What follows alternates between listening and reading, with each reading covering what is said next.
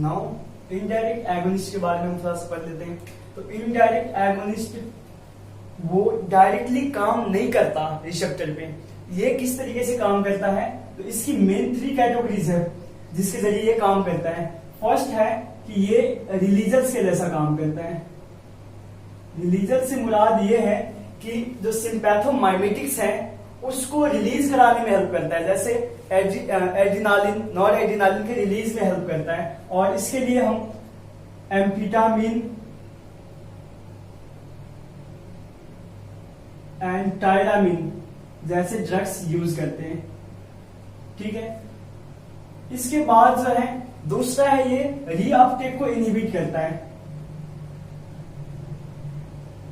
जो न्यूरोट्रांसमीटर है एड्रेनर्जिक उसके रीअपटेक को इनहिबिट करता है। इसके एग्जांपल्स हो गया cocaine and tricyclic anti depressants. ठीक है, जिसमें बहुत सारे ड्रग्स आ जाते हैं। तो रीअपटेक इनहिबिट करके क्या करता है कि किसी भी सिनाप्स के पास क्या करेगा कि ये जो है एड्रेनर्जिक न्यूरोट्रांसमीटर की अमाउंट को बढ़ा देगा। And the third one is ये जो रिडक्शन इन मेटाबॉलिज्म, जो नॉर्मल एड्रेनर्जिक न्यूरोट्रांसमीटर था उसके मेटाबॉलिज्म को कम कर देगा। कैसे? COMT catechol O methyl transferase and monoamine oxidase को इनहिबिट करके, जिसके अंदर आ जाते हैं रासाजेलिन, सेलेजिलिन वगैरह। सेलेजिलिन,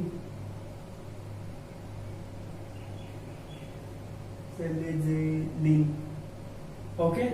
तो ये था जो है इनडायरेक्ट एक्टिंग के मैकेनिज्म ऑफ एक्शन के मैकेनिज्म ऑफ एक्शन।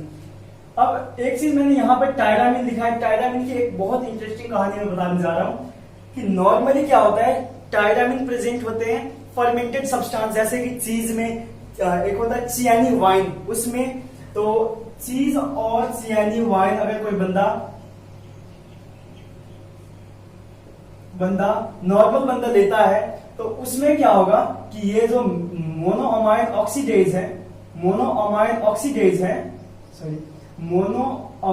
ऑक्सीडेज है ये इसको जीआईटी में मेटाबोलाइज कर देता है। ठीक है, तो ये इनएक्टिवेट हो गया।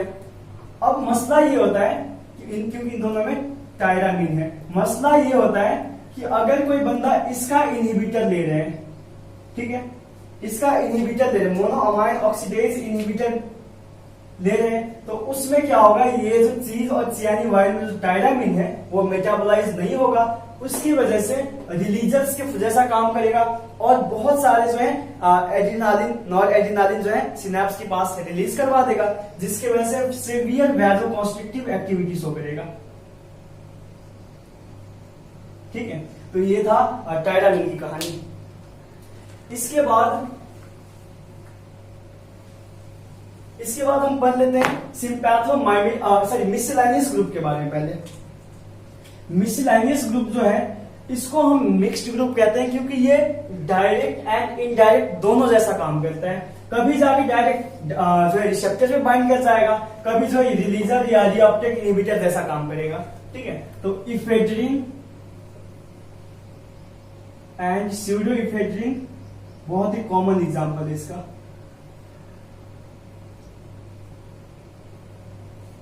ठीक है, अब हम क्लिनिकल यूजेस के बारे में बात करते हैं, जो सिंपैथोमाइमेटिक्स के क्लिनिकल यूजेस है। सिंपैथोमाइमेटिक्स,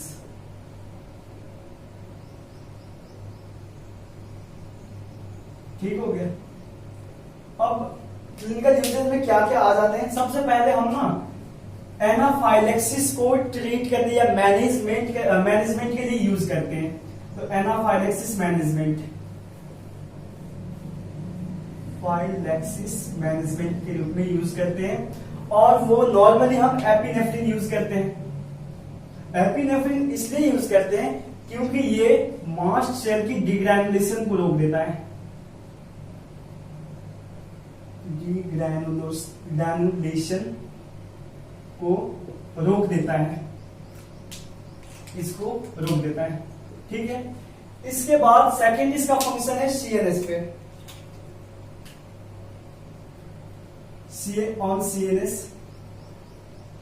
CNS पर बेसिकली इसका दो फंक्शन है।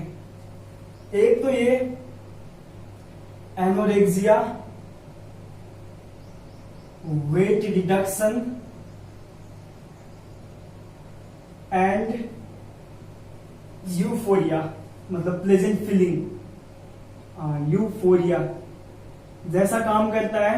और ये मोस्टली एम्फेटामिन कराता है, जो कि एक इनडायरेक्ट एक्टिंग रिलीजन कैटेगरी के सिंपैथोमाइमेटिक है। इसके बाद दूसरा जो इसका काम है वो है attention deficit hyper active disorder. Attention deficit hyper active disorder में हम इसको यूज करते हैं, और वो normally ADHD attention deficit hyper active disorder में हम मेनली यूज करते हैं 3 ड्रग्स, क्लोनिडीन, मिथाइलफेनिडेट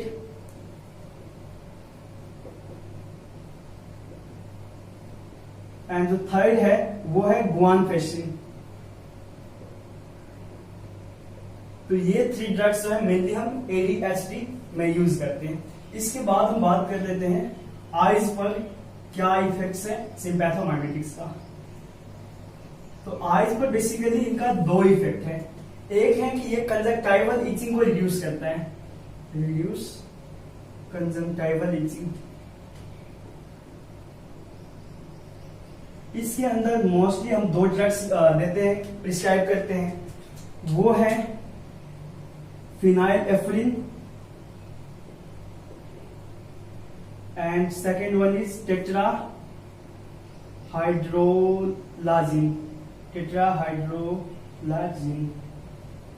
ठीक है, इसके बाद जो सेकेंड कैटेगरी है इसका, सेकेंड यूज है जो आईज पर सिंपैथोमाइमेटिक्स का, वो है टू ट्रीट ग्लाउकोमा।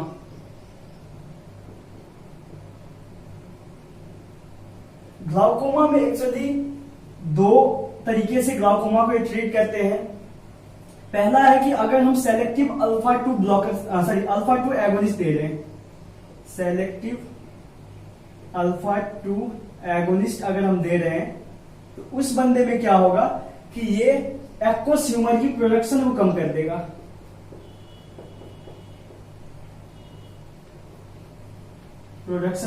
देगा। इसके बाद अगर हम उस बंदे में दे रहे हैं नॉन सेलेक्टिव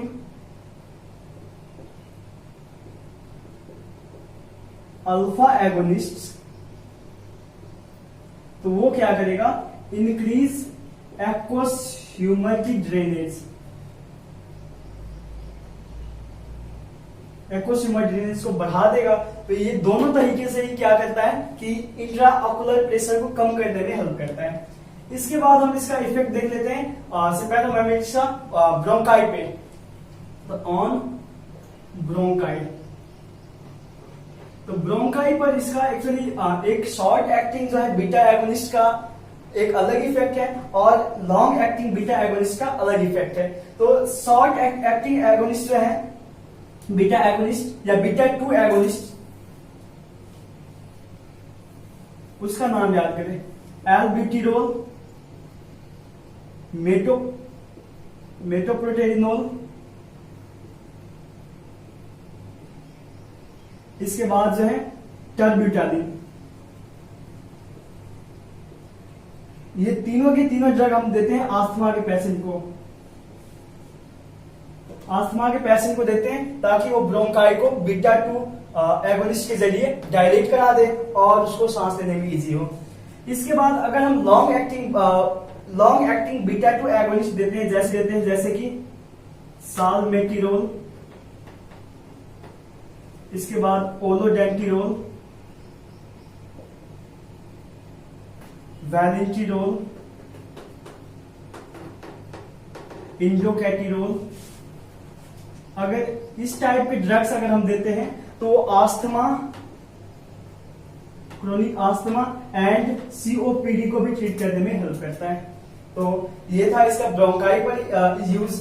इसके बाद जो है CVS की यूज चेक करें।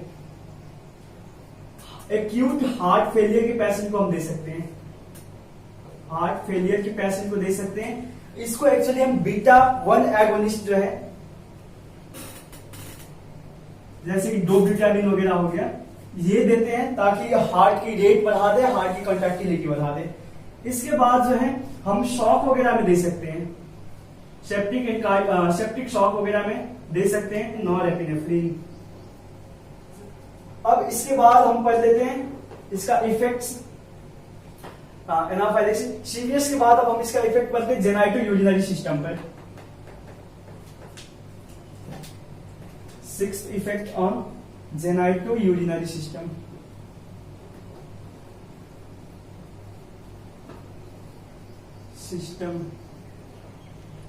जेनाइटो यूरिनरी सिस्टम पर 2 इफेक्ट है बेसिकली इसका। पहला इफेक्ट है कि ये जो प्री मैच्योर लेबर कंट्रैक्शन को इनहिबिट करता है, लेबर कॉन्ट्रैक्शन को इनहिबिट करता है बीटा 2 एगोनिस्ट के जरिए, जिसमें आ जाता है एक टर्बिटालिन हो गया, टर्ब्यूटालिन।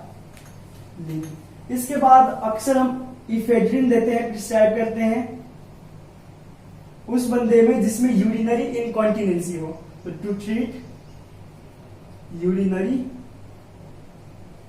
इनकॉन्टिनेंसी।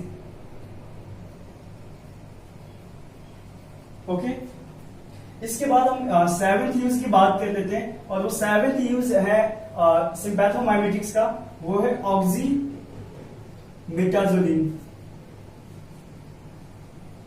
ऑक्सीमेटाजोलिन एक्चुअली 2 काम करता है। ये जो है नेजल डिकॉन्जिस्टेंट के फॉर्म में, नेजल डिकॉन्जिस्टेंट के फॉर्म में इसको यूज करते हैं।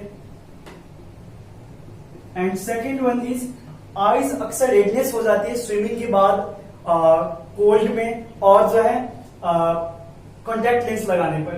तो इन तीनों के कंडीशन में रेडनेस ऑफ आई को रिलीव करने के लिए ऑक्सीमेटाजोलिन देते हैं, to relieve from redness of eyes, to relieve redness of eyes, relieve of redness of eyes. इसके बाद एक और ड्रग है जिसका नाम है मीराबेग्रोन,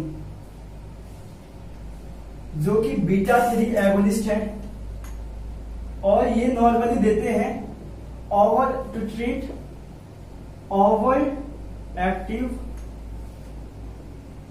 ब्लैडर, यूरिनरी ब्लैडर जो ओवर एक्टिव हो गया हो, तो उसको ट्रीट करने के लिए हम मीराबेग्रोन देते हैं।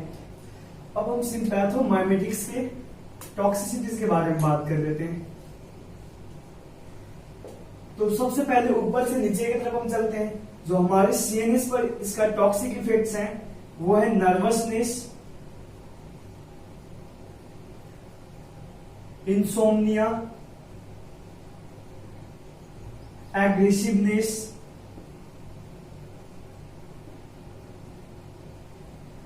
और स्ट्रोक जैसा डिसऑर्डर्स करता है। इसके बाद जो है हम आते हैं नीचे लंग्स पे, तो पल्मोनरी इडेमा कराता है, पल्मोनरी इडेमा। इसके बाद आ जाते हैं हार्ट पे। हार्ट पे ये क्या कराता है, एरिथमिया कराता है, बीटा 1 रिसेप्टर्स हाइपर स्टिमुलेट होके, एरिथमिया बीटा 1 के जरिए। और ये कराता है एक्सेसिव वैसोकंस्ट्रिक्शन,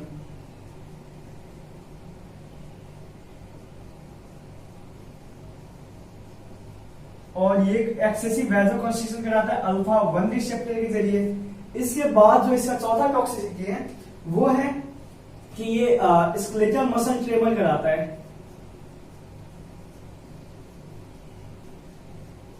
ट्रेमर कराता है बीटा 2 रिसेप्टर के जरिए।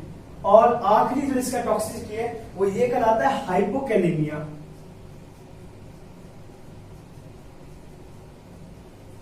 बेसिकली ये हाइपोकैलेमिया का फंडा ये है कि ये जब ग्लाइकोजिनोलाइसिस करा रहा था तो लीवर से पहले निकलता है ग्लूकोज, उसके साथ पोटेशियम रिलीज होता है। तो पहले तो ये हाइपरकैलेमिया कराएगा, लेकिन जब पेरिफेरल टिश्यू जब ग्लूकोज की अपटेक करेगा तो उस कंडीशन में क्या होगा कि पोटेशियम की जो कॉन्सेंट्रेशन है वो एक्स्ट्रा सेलुलर फ्लूइड में वो कम हो जाएगी, जिसकी वजह से हाइपोकैलेमिया होगा।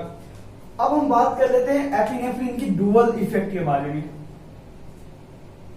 एपिनेफ्रिन जो है इसके डुअल इफेक्ट हैं।